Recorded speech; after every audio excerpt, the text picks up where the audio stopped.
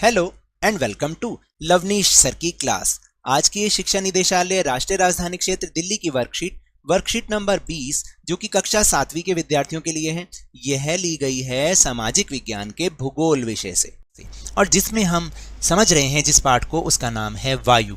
और आपको पता है इसके अंतर्गत आज हम वर्षा के बारे में जानेंगे। क्या होती है वर्षा, वर्षण के प्रकार क्या होते हैं, किस तरीके से होती है, उन सब के बारे में इस वर्कशीट में चर्चा करेंगे। तो चलिए शुरुआत करते हैं मेरे साथ और समझने की कोशिश करते हैं। तो वर्षा का नाम आते हुए सबके मन में हर्ष छा जाता है। आखिर होता ही ऐसा है क्योंकि वर्षा के बाद या वर्षा के दौरान, वर्षा ऋतु के दौरान मौसम बहुत सुहावना हो जाता है कि नहीं हो जाता। मुझे तो बारिश बहुत अच्छी लगती है। आप में से किस किस को बढ़िया लगती है बताइए। लगती है ना? मुझे पता है बहुत सारे बच्चों को बारिश बहुत अच्छी लगती है, क्योंकि जब बारिश होती है ना तो बहुत सारे तो स्कूल नहीं आते हैं और बहुत सारे बारिश का मज़ा लेने के लिए स्कूल भी आते हैं, भीगते भागते गीले होकर, पानी भर रहा है उन सब में से होकर वो स्कूल आते हैं। जाते हो ना? बिल्कुल। तो इसलिए मैंने कहा कि बारिश सबको पसंद है। तो आज हम बारिश के बारे में, वर्षा के बारे में ही इस वर्कशीट में बात कर रहे हैं। तो देखते हैं आखिर क्या है आज की वर्कशीट में। जब जल पृथ्वी एवं विभिन्न जलाशयों से वाष्पित होता है तो यह जलवाष्प बन जाता है। देखिए क्या होता है, जब पृथ्वी पर या जो विभिन्न जलाशय हैं, जैसे नदी हो गई, तालाब हो गया, समुद्र हो गया, यहाँ से क्या होता है, जो जल होता है वो हर समय वाष्पित होता रहता है। और किसके कारण होता है? सूर्य की गर्मी के कारण होता है। यानी वो भाप बन बन के धीरे धीरे उड़ता है और वायु के अंदर मिलता जाता है। इसको हम जलवाष्प कहते हैं, जलवाष्प हम इसको बोलते हैं। और ये हमारे चारों तरफ हवा फैली हुई है उसमें ये शामिल हो जाता है। वायु में किसी भी समय जलवाष्प की मात्रा को आर्द्रता कहते हैं। जब ये जो भी देखिए, जब भी नमी वाली वायु होगी उसमें जलवाष्प जरूर होगा, क्योंकि उसमें पानी की बूंदें वाष्प के रूप में यानी कि भाप के रूप में मिली हुई होती हैं। जब वायु में जल वाष्प की मात्रा अत्यधिक हो जाती है तो उसे हम आर्द्र दिन कहते हैं। आर्द्र, जिसे इंग्लिश में ह्यूमिड भी बोलते हैं। आपने कई लोगों के मुंह से सुना होगा आज बहुत ह्यूमिडिटी है। वो ह्यूमिडिटी यही है कि जब आपको बार बार गाल पे आप ऐसे हाथ लगाते हो ना, पसीना नहीं सूखता, ऐसे लगता है चिपचिपा सा, वही ह्यूमिड डे होता है या आर्द्र दिन होता है। और इसका मतलब उस समय जो हमारे आसपास की वायु है ना, उसके अंदर जल वाष्प की मात्रा मिली हुई है।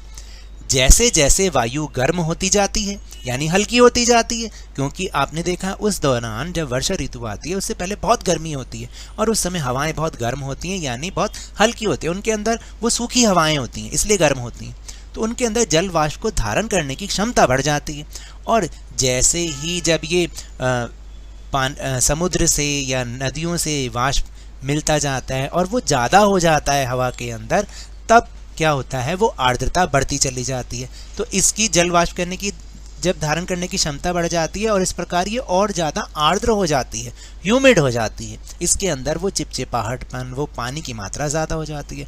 और इसीलिए आपको मैं बताऊं, आर्द्र दिन में कपड़े सूखने में काफ़ी समय लगता है और एवं हमारे शरीर से पसीना आसानी से नहीं सूखता और हम बार बार असहज महसूस करते हैं। तो आपने भी देखा है ना कि जो वर्षा के दिनों की गर्मी होती है ना, वो वाकई असहज होती है। एक बार तो जो गर्मी वाले दिनों की गर्मी होती है हम सह लेते हैं क्योंकि वो सूखी गर्मी है, लेकिन जब वर्षा के दिनों वाली जो गर्मी होती है, जो आर्द्रता होती है, वो बहुत ज़्यादा मुश्किल पैदा करती है। और यहाँ तक कि तो क्या होता है कि जो कूलर के आगे भी बैठे रहो ना, वो भी हमें फेल लगने लग जाता है। तो ऐसा होता है जब आर्द्र होता है और आर्द्र दिन होता है। और अब आप समझे कि आर्द्रता या ह्यूमिडिटी क्या होती है। बिल्कुल ठीक। अब हम चलते हैं वर्षण के प्रकारों पर। यानी वर्षण का मतलब होता है जो जल जब ऊपर से नीचे की ओर गिरता है तो उसे हम वर्षण कहते हैं। देखिए वर्षण के प्रकार, अब हम समझेंगे वर्षण के प्रकार। और वर्षण 3 प्रकार का होता है, यानी वर्षा 3 प्रकार की होती है। एक को हम कहते हैं संवहनीय वर्षा, दूसरी को चक्रवाती वर्षा और तीसरी को पर्वतीय वर्षा।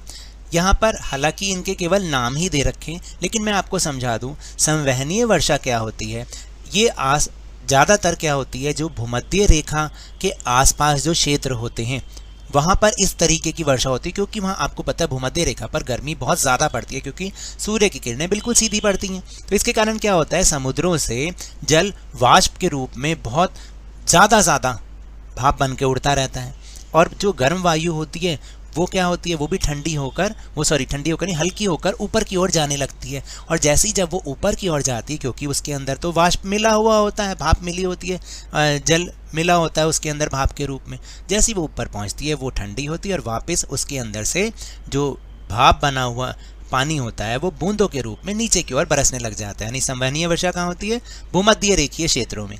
फिर उसके बाद एक होती है चक्रवाती वर्षा। चक्रवाती वर्षा क्या होती है कि ठंडी और गर्म वायु के आपस में टकराने के कारण ये वर्षा होती है, चक्रवाती वर्षा।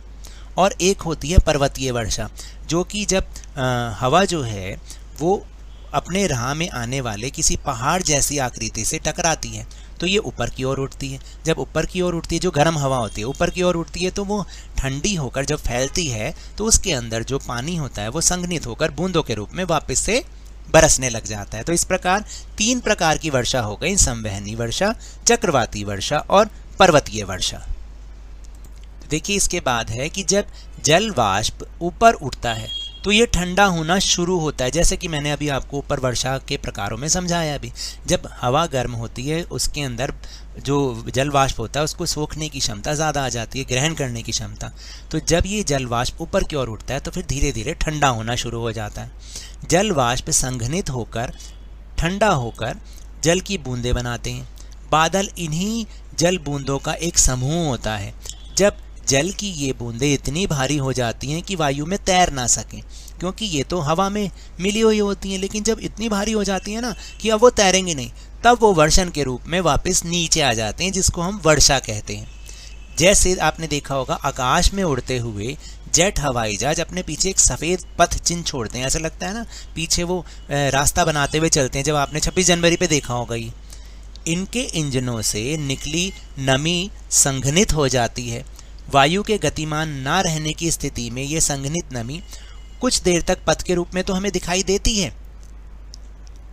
देखिए पृथ्वी पर जल के रूप में गिरने वाला वर्षण वर्षा कहलाता है। यानी ये कह दें कि जो जल पृथ्वी पर गिरता है बारिश के रूप में उसको हम वर्षण कहते हैं। ज़्यादातर भौम जल यानी अंडरग्राउंड वाटर, जो कि आप समरसिबल से निकालते हो, वर्षा जल से प्राप्त होता है। आपको पता है ये कहाँ से आता है, ये वर्षा के जल से प्राप्त होता है और जो ज़मीन में चला जाता है। पौधे जल संरक्षण में मदद करते हैं, और ये पौधे जो होते हैं ना, पौधों की जड़ों के कारण ये जल संरक्षण बहुत आराम से होता है। इनकी जड़ों से ये नीचे ज़मीन में चला जाता है। जब पहाड़ी पार्श्वों से पेड़ काटे जाते हैं, वर्षा जल अनावृत पहाड़ों से नीचे बहता है और निचले इलाकों में बाढ़ का कारण बनता है। आप देखिए कितना नुकसान है पेड़ों को काटने से, खास तौर से जो पहाड़ी इलाकों में जब पेड़ काटे जाते हैं, क्योंकि वहाँ तो लकड़ी का ही काम ज़्यादा होता है। तो क्या होता है कि वर्षा जब होती है तो वो वर्षा जल सीधा बहते हुए निचले इलाकों में आ जाता है, और जब बहुत तेज़ी से आएगा तो बाढ़ का कारण बन जाएगा। पौधों तथा जीव जंतुओं के जीवित रहने में भी वर्षा बहुत महत्वपूर्ण है। इससे धरातल को ताज़ा जल प्रदान होता है। यदि वर्षा कम हो तो जल की कमी और सूखा हो जाता है। इसके विपरीत अगर वर्षा बहुत ज़्यादा होती है तो बाढ़ आ जाती है। और आपने देखा होगा कि वर्षा ऋतु में खास तौर से जो हमारे उत्तर पूर्वी राज्य हैं वहाँ तो हमेशा बाढ़ आई रहती है, क्योंकि वहाँ तो ऑलरेडी जो नदियाँ हैं उनमें पानी भरा रहता है। जब बारिश पड़ती है इतनी ज़्यादा वहाँ पर, तो वो जल जो है उसका स्तर और बढ़ जाता है और वहाँ पर बाढ़ आने लग जाती है। और इसके बिल्कुल विपरीत आपने देखा कि जैसे राजस्थान है या महाराष्ट्र का कुछ हिस्सा है जहाँ पर बारिश बिल्कुल कम होती है, तो वहाँ पर सूखा पड़ जाता है। तो ये सब होता है बारिश के कारण। और क्या आप जानते हैं कि वर्षण के दूसरे रूप हिम, सहिम वृष्टि और ओला भी हैं। देखिए वर्षण, बारिश तो हम देखते हैं हमारे यहाँ दिल्ली में तो बारिश ही होती है, लेकिन इसके अलावा वर्षण का ही दूसरा रूप है हिम यानी बर्फ़, जो कि पहाड़ी इलाकों में पड़ती है, पहाड़ों पर। सहिम वृष्टि मतलब क्या होता है कि कई बार क्या होता है कि आपने देखा होगा कि बारिश भी हो रही है और ऊपरी इलाकों में बर्फ़ भी पड़ रही है, तो उसको सहिम वृष्टि कहते हैं। और ओला भी हमारे दिल्ली में बहुत पड़ते हैं ओले। आपने देखा होगा कई बार जब बारिश तेज़ होती है तो छोटे छोटे ओले पड़ते हैं, उसमें तो बहुत ही मज़ा आता है। तो चलिए अब हम चलते हैं अपने प्रश्नोत्तर की ओर। तो पहला प्रश्न है कि वर्षा के प्रकारों का वर्णन कीजिए। जैसे मैंने समझाया, इसको पूरा एक्सप्लेन करने की जरूरत नहीं, केवल नाम लिखने हैं। संवहनीय वर्षा, नंबर 2 चक्रवाती वर्षा और नंबर 3 पर्वतीय वर्षा। फिर दूसरा प्रश्न है, बहुत इंपॉर्टेंट प्रश्न भी है ये, वर्षा के दिनों में गीले कपड़ों को सूखने में अधिक समय क्यों लगता है? तो देखिए, जब वायु में जल वाष्प की मात्रा अत्यधिक हो जाती है तो हम उसे क्या कहते हैं? आर्द्र दिन कहते हैं। जैसे जैसे वायु गर्म होती है, इसकी जल वाष्प धारण करने की क्षमता भी बढ़ती जाती है और इस प्रकार यह और अधिक आर्द्र हो जाती है, यानी बहुत ज़्यादा इसके अंदर चिपचिपाहट बढ़ जाती है। इसलिए वर्षा के आर्द्र दिनों में गीले कपड़ों को सूखने में अधिक समय लगता है। अब समझ में आया आपको? फिर इसके बाद है प्रश्न 3, आपके अनुसार दिल्ली में किस माह में वर्षा सबसे अधिक होती है? तो देखिए, मेरा तो सुझाव यही है, बाकी आपको जो लगता है वो भी लिख सकते हैं। अगस्त महीने में सबसे ज़्यादा बरसात होती है, क्योंकि जुलाई में भी इतनी ज़्यादा बरसात होती नहीं है। फिर प्रश्न नंबर 4 है, वर्षा के दिनों में आपके द्वारा अनुभव की गई किसी महत्वपूर्ण घटना का वर्णन कीजिए। तो देखिए, जो भी आपको लगता है कोई ऐसी महत्वपूर्ण घटना जो आप देखते हो वर्षा के दिनों में, आप अनुभव करते हो, उसके बारे में यहाँ लिखना है। तो वो हर एक का उत्तर अलग अलग हो सकता है, क्योंकि सबका अनुभव अलग अलग होता है। तो जो मेरा सुझाव है वो ये है कि वर्षा के दिनों में कई बार कई दिनों तक लगातार वर्षा होती है, जिससे मौसम बहुत सुहावना हो जाता है। लेकिन जैसे ही वर्षा समाप्त होती है ना, उसके बाद मौसम बहुत आर्द्र यानी चिपचिपाहट भरा हो जाता है। पसीना जल्दी से नहीं सूखता और बारिश में भीगे कपड़े भी जल्दी से नहीं सूखते। सूर्य के दर्शन भी कई दिनों तक नहीं हो पाते हैं। तो अब आप समझे, आप इसमें कोई अपनी घटना भी, अपना अनुभव भी लिख सकते हैं। तो ये तो थी आज की वर्कशीट। अगर मेरे इस तरह समझाने से आपको थोड़ा सा भी समझ में आया हो तो इस चैनल को ज़्यादा से ज़्यादा सब्सक्राइब कीजिए, लाइक कीजिए और बहुत ज़्यादा शेयर भी कीजिए। और हाँ, मेरे साथ इसी तरह वर्कशीट को समझते रहिए, लेकिन ध्यान और मन लगाकर पूरी मेहनत और लगन के साथ पढ़ते रहिए। और अगर आपको कोरोना वायरस से बचना है तो अपने हाथों को नियमित रूप से साबुन और पानी से धोते रहें। मास्क तो जरूर लगाएं, क्योंकि जब तक दवाई नहीं तब तक कोई ढिलाई नहीं। धन्यवाद।